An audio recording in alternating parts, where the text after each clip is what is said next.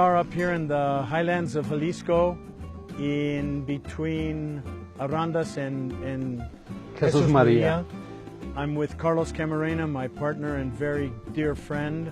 We're talking about the production of good tequila, in this case especially Ocho. And we start with the raw material, the thing from which the tequila is made, because that's, if we want to have the best tequila possible, we need the best raw material. Is that correct?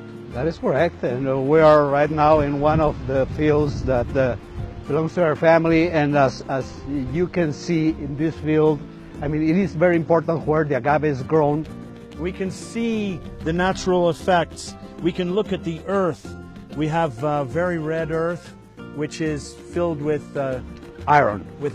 Iron oxide, mostly. A few rocks around that we can see. Then we have clay. What is important to that for the plant? It's because everything in nature gives an influence to these plants, which will then give an influence to our tequila eventually, right? Every single aspect matters.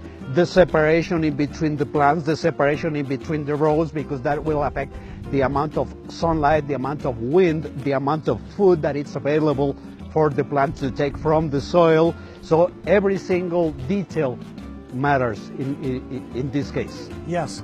So we see these larger plants and they're smaller plants. Those little small plants, are they different to the big ones? No, actually these small plants are clones from the mother. The plant will release these little pups, or hijuelos we call them, and they have exactly the same genetic information.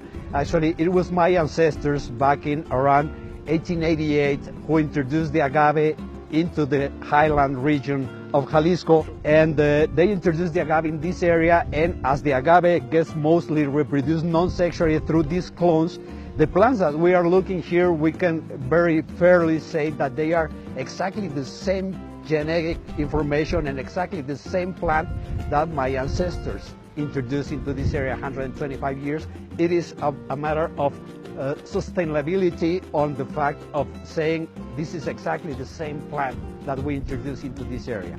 And these plants cared for by you and your family are all treated with loving care, as natural an environment as possible, so that these plants are very healthy and very strong without anything influenced on them, except for nature.